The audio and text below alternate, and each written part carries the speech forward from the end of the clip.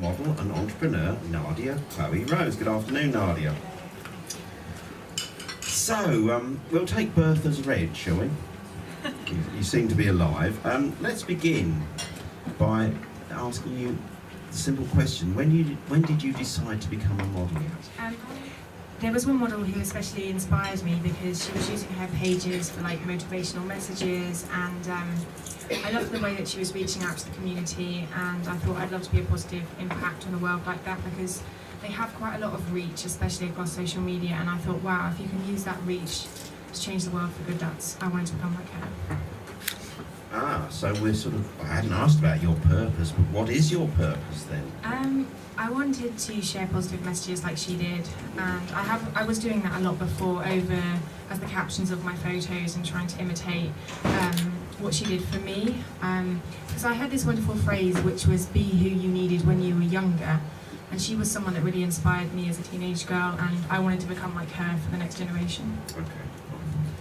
And take us through childhood. We haven't got all day, but what formative or sort of key experiences or stories have you got that sort of informed your decision to be the person you are now? Were there any critical moments where you thought, this Victoria's Secret, obviously, but any other things that happened along the way? So we're going to skate through 16 years in quick succession. My parents are really into languages, and I really admired them for that. My mum is fluent in German and French, and my dad just speaks so many languages. So they were always inspiring me to learn languages, and that really widened my world. So I went to live in Spain, and that was really fun, and I became fluent in Spanish, which I absolutely love Spanish, and I love Spain. So I had a lot of language background from my parents. It will come to Spain in a moment, but when did you move to Spain? After school, yes. Oh, okay. How many languages do you speak? At the moment I work with French and Spanish, but I can also understand and I translate the German. Okay, fine.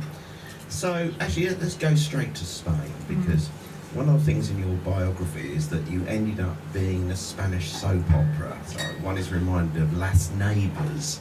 So, I mean, how did that happen? Tell me a little bit about that. I really enjoy acting. I think it's really fun because you kind of go on a journey and you become this character, and that for a moment you just connect with the world and you just lose yourself in the story. That's also why I love writing, connecting with fantasy and just letting the imagination run.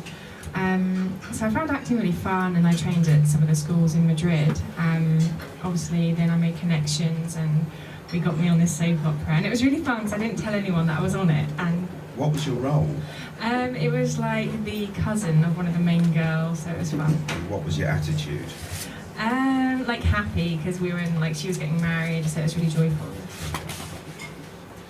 And I don't know whether it's before or after, but it doesn't really matter the chronology, but one of the other standout features, you've worked with some quite big brands like Boohoo and Schwarzkopf. Tell me the story of how you got into Boohoo.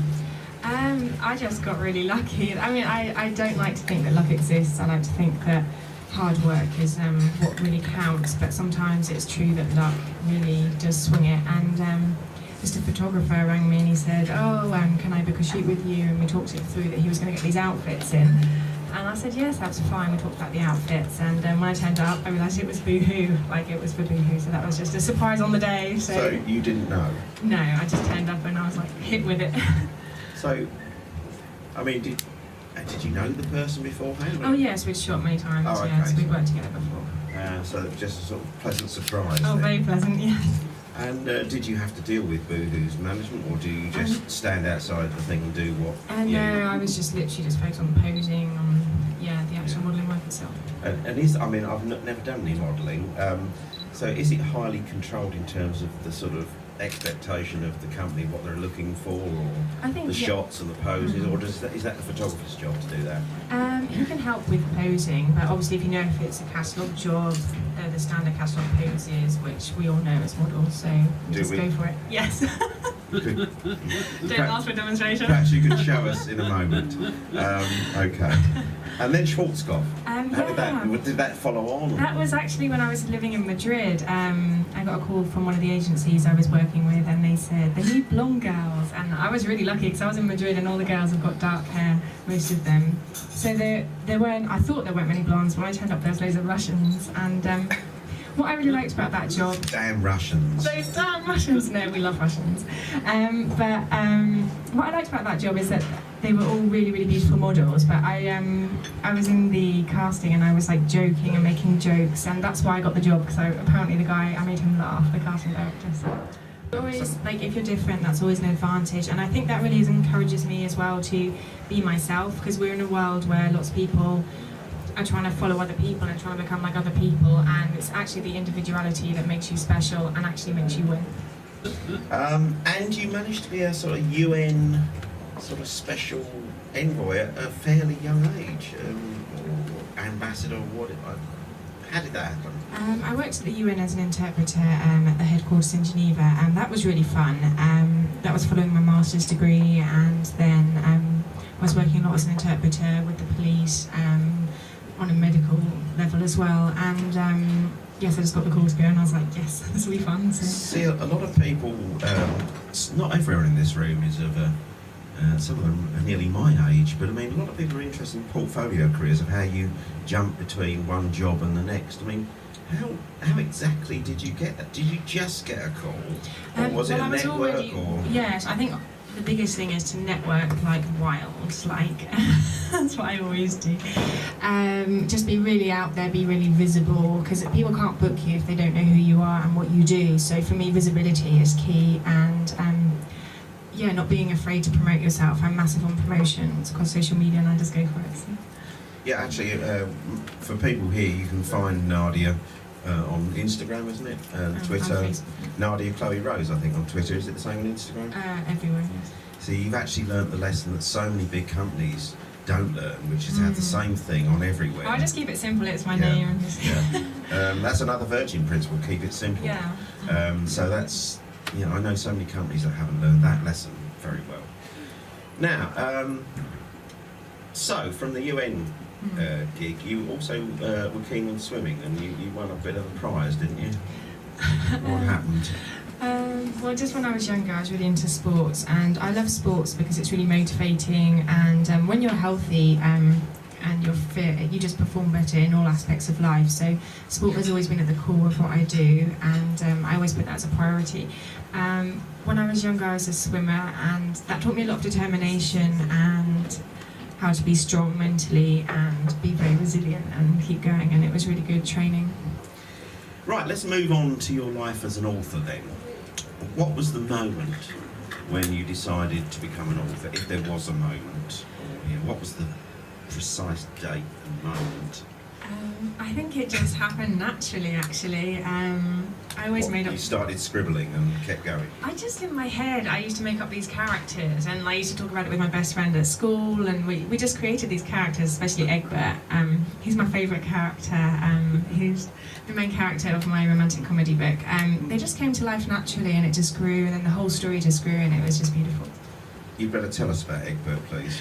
Egbert is the main character of my romantic comedy, and he's like this really nerdy guy, and he's in love with this girl, but she's already dating like a multi-millionaire. So he's really upset, and yeah, he doesn't know how to get this girl off the millionaire because he feels like he's not strong enough, and he's like a ballet teacher, so he's a complete goof. He's got like big glasses and like braces on his teeth, and yeah, so he's really upset, and he's got this fat friend called Humphrey, who's a pig food cleaner. And so Humphrey can't get any girls either. So they're both in a right mess. But do we know any people like that here?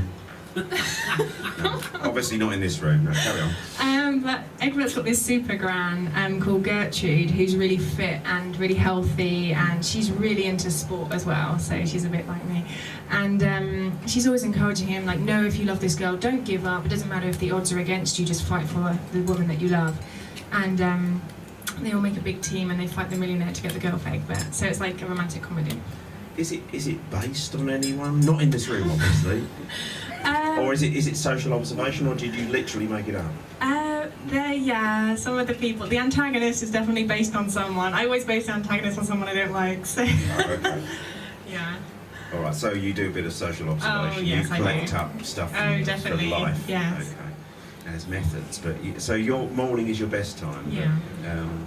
And do you do the sort of thing which a lot of people who are curious about writing, one method which is tried and tested is write 500 words a day or 1,000 words and just keep writing? You don't do that? Because that is what some people do. I just let it go. And sometimes I'm sitting there and it's not coming. What I did do when I was writing was do loads of sport. So like I'd write a bit, then I'd go running, Take and then breaks. sit down. Yeah, because it just, somebody at school said that your brain is like a sponge, like one of my favourite teachers, and like when it gets filled up with information, you have to let it have a break because it can't take any more in. And do you see the whole story in your mind before you start, or does it evolve? It evolves, and the people around me, I talk a lot with the people around me. I say, look, this is the story, and they say, well, my mum, like as well, she was helping, she was saying that the characters can do this and that. Especially my dad. My dad was amazing with romantic comedy. He was like, because it's supposed to be funny. I don't know whether I'm the only one that finds it funny, but I'll forget my own jokes, that's really awkward. But yeah, so he kept saying, look, the character can do this. And there's this one scene which I love, which is Humphrey, because he's really fat, he just loves food. And like, he's dressed up as this maid, which is a really long story, so he's like a fat maid going about. And he sees all this food in this vending machine, and he's like trying to get the, you know when you like try and get food because it's almost fallen down? He's like bashing it with his bottom and trying to get this chocolate bar to fall down. And, and then he can't get... You must have been on Gray's End Station about a year ago, at night, after I'd lost my pound, but carry on. And then he can't get this chocolate bar to fall down, but he's like really fat and he's really greedy and he's desperate for this chocolate bar to fall down. So he like runs at the vending machine and goes smashing through the glass, and then like he's trying to grab all the chocolates and like run away with them. So stuff like that, it's like you just can't come up with that on your own. That was my dad's doing, so yeah. I was going to ask you about inspirations for writing. Is it just flows out of yours? I think a lot of it, because I tend to write about love as well, is based on like how I feel. It's quite therapeutic, and I just write out how I feel, and it's like a way of letting go. And do you edit yourself, which is really hard? Or do you get someone to do that for you? My dad is my editor, so yeah. Because after you've written so many words, you often can't see the wood for the trees, can you? No, I just give it to him. Job done. Outsource it. Yeah. All right, fine. Have you then any advice for people who've got this book in them but haven't yet emptied their heads? I think just start, because so many people have something they could do really well, but they don't just start. And I think cutting out distractions, because obviously the biggest distraction now is phones, laptops, phone calls, just saying this time is for me. And it's also nice as a relaxing time, because it's time where you just have the chance to think. So just shutting out the world, not giving them a chance, put the phone on aeroplane mode and go for it. So do you sort of write alone, or...? I'm not writing currently. I'm waiting to live the story of my third book before I put it out there. Oh, okay. Your second book, though, tell us about that. Oh, the second one. The second one, it's like a Spanish version of Romeo and Juliet. So it's this girl who's an anti-bullfighting campaigner. So she's an animal rights activist. And she meets a bullfighter and falls in love with him. So it's the whole, we love each other, but we can't be together because I'm an animal activist, you're a bullfighter, this isn't going to work. Yeah. And who gets converted, or is that... Well, the bullfighter's got a crazy ex-girlfriend who like kidnaps her and tries to kill her, and then there's like big chase scenes with the police trying to save her life. We shouldn't really spoil it, because people should go on and buy them on Amazon, shouldn't they? You haven't got any copies today, but they're on Amazon, haven't they? Yes, correct. Okay. All right, fine. Modelling. Now, beginnings. Tell us about the beginning of this. What was the first formative moment when you thought, I could do this?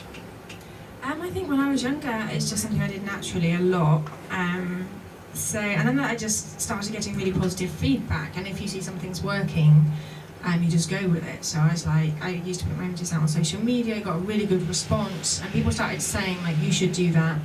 And I was more into other things like the acting, and I was enjoying my degree. But people kept saying, look, I realised it was going well. So then I thought, I'll focus on this more. And any tips for dealing with large brands and companies from the experiences you've had? I mean, because they can sort of seem to be, like Goliath to the small individual, whatever you do in life. But do you deal with them? How do you deal with that? Do you have an agent? Or? I did have agencies in Madrid. Now with the brands I've been working with, I've been talking directly to them. I think if you can spend time with them, like we recently went to the party for the launch of a clothing brand, and I was with the designers. I think just getting to know them on a human level and building a strong friendship, that's the best tip. Any sort of tips on dealing with managing your profile? For example, do you when I know some music artists that take pictures down when they no longer decide they've represented them. I mean, what do you actually do to manage your sort of image online or anything? I ask for a lot of advice. Like the pictures I put out, they always go past the people that I trust first, and mainly. And yes, I think I think it's just wisdom and just reflecting before you put it out there. Because once it's out there forever. And you know, some of the musicians I've worked with, apparently they have stalkers and things as well. Is one of the small downsides. Because I mean, social media is a hugely beneficial thing, but it has a small downside. I mean, do you have any people chasing you around the world on Twitter or anything? Yes. You don't want to mention their names here. Oh, no. Name and shame. They can get very persistent and very heavy going, to the sense where like phone calls, emails. Everything. Yeah, they don't give up. They don't give up. Oh, do they not give up? The trouble with all the media we now have is you're sort of open 24 hours. I do find that really difficult, and I have people around me who really care about me and protecting me and saying like stop, and because it's consistent, all the messages coming in, and I filter very strongly now. I'm like, is that a photographer? Is it a brand? If it's not, I'm really sorry, I can't talk to you. It's just got to that. Right. So you've put some sort of gradients. You have to have boundaries, because it can just.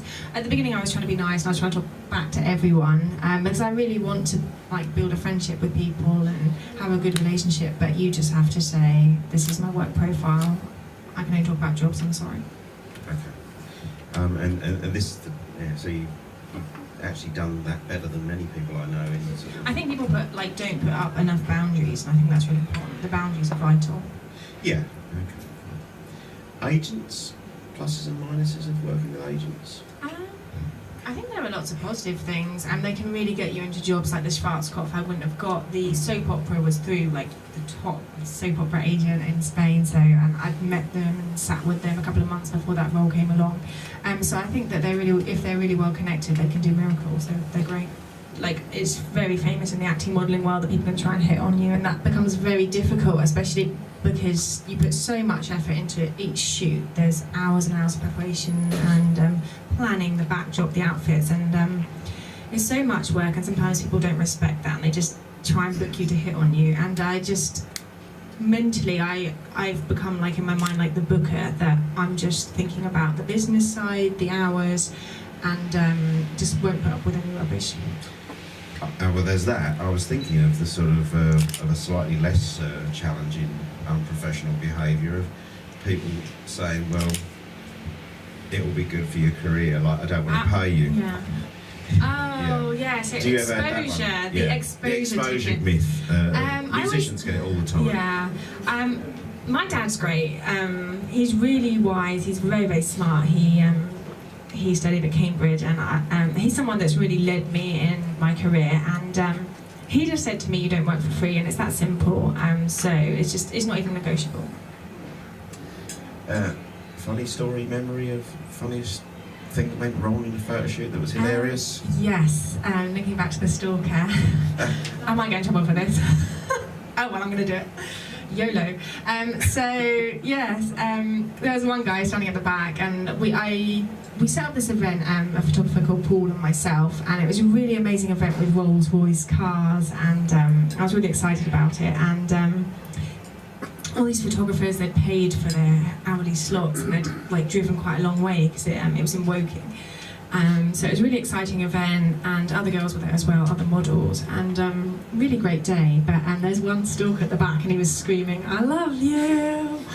And I was like, people have paid to come and take pictures, and you're yelling that, and that was really difficult, because the setting was not correct for such behaviour.